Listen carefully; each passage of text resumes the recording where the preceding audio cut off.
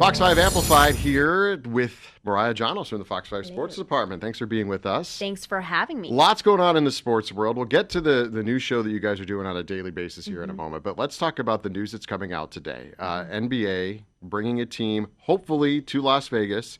They're bumping up the meeting to talk about this. Yes. So when Commissioner Adam Silver was here back in December for the NBA Cup Championship, he was very honest with the media, very outspoken. He said that there would be a vote for expansion.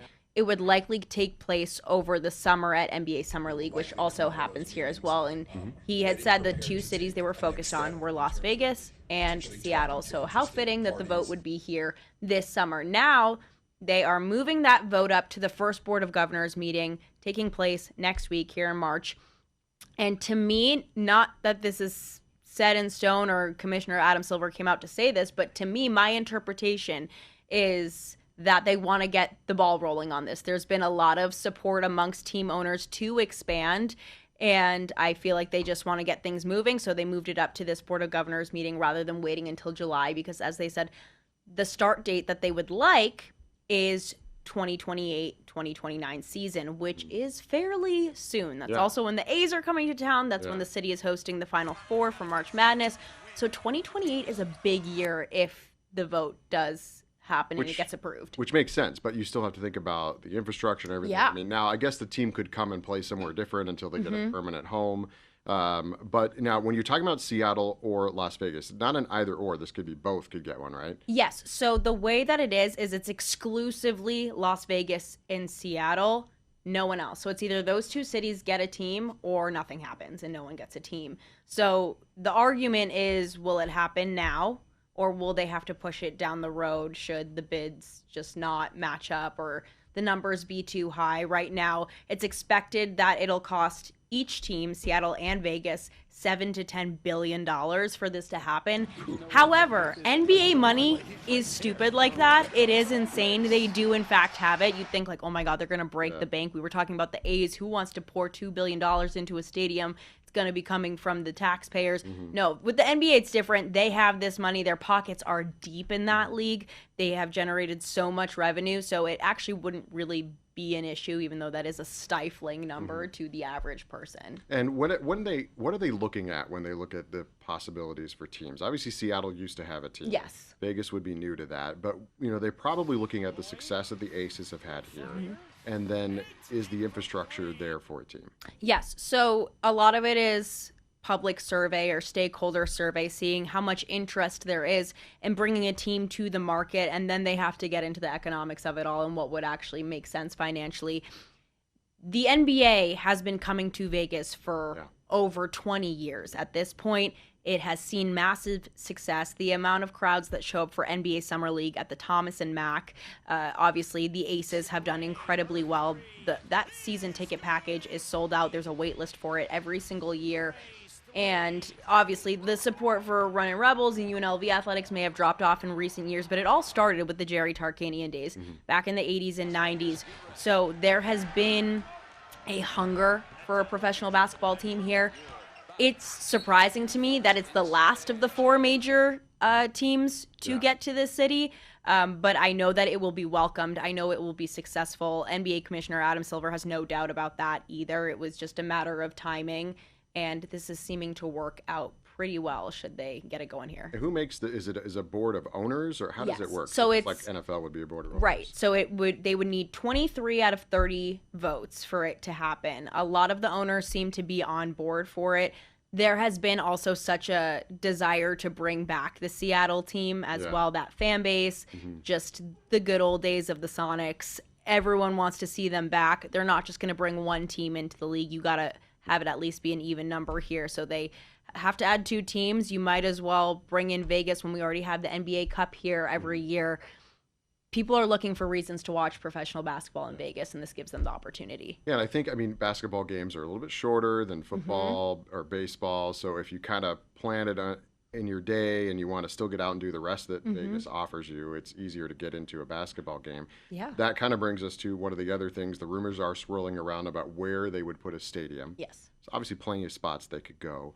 one of the potential spots was supposed to be built out to a sort of maybe a smaller stadium down by Fontainebleau, Sahara, which would bring a lot of action I to would that love part of the that. strip that is got new resorts there with Resorts World and Fontainebleau, but is a little slow when it comes to people getting down there. Yeah, I mean, I think the closer you can get to the strip, the better. If you move it away from the strip or downtown Las Vegas, I think that would only hurt the product. Obviously, people will still go to those games, but you have to think about what this city is based off of, and that is tourism. So you look at the Raiders games, even the Aces games, the Knights games. While there's a strong home fan base, a lot of it is coming from out-of-towners, especially those Raiders games. And with a league like the NBA that's been around forever, you've already got those fan bases in place. Even the people that live here. Do you know how many Lakers fans live in this city? So I think the closer to the strip, the better in terms of having that balance of local support and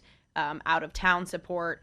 And so I hope that they can do that. And then also you have to look at who the ownership group is going to be, which right now there's talks. Magic Johnson has said he's interested in bringing a team here. LeBron has as well. He already has a stake in the Fenway ownership group that has the Red Sox and the Pittsburgh Penguins.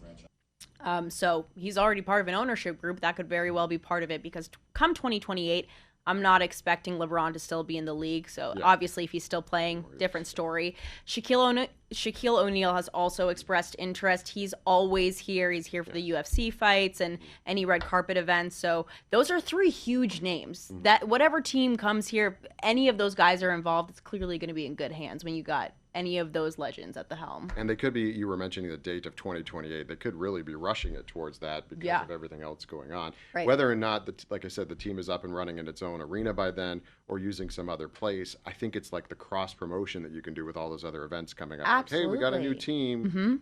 And so I think what would benefit them, I don't see a stadium being built that quickly. However, things do get built here rather fast.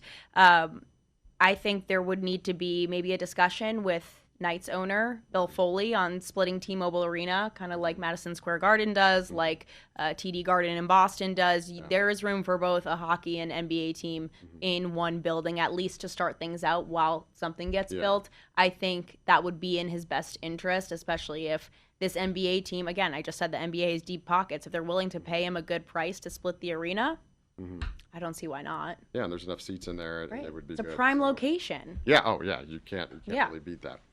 Let's talk about because this is going to develop. So one of the places you'll be able to learn about what's developing in sports is the new sports show that you and Mike Davis are doing on Triple SEN.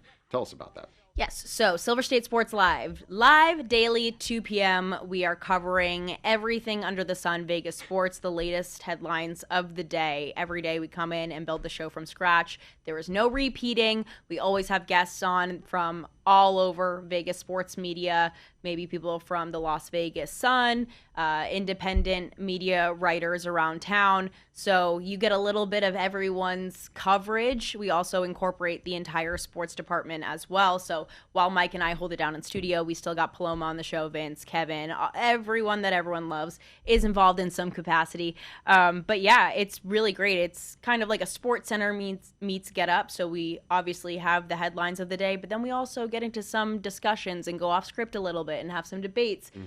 So the viewer can also chime in on those conversations as well.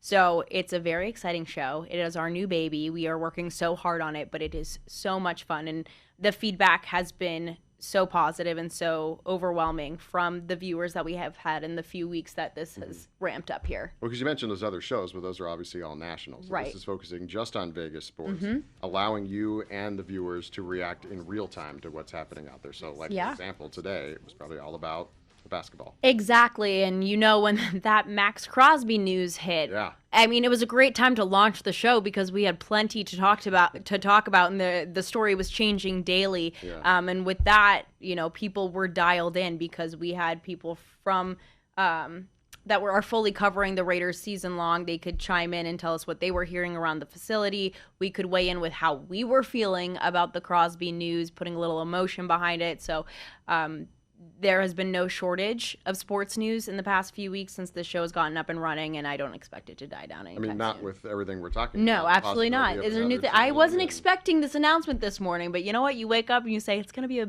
busy but great day. There you go. Always Yeah. giving you something to talk about. Mariah, thanks for coming on with Thank us on you. Fox 5 Amplified. We'll see you back here as the sports team sort of rotates through and tells us about what they're working on.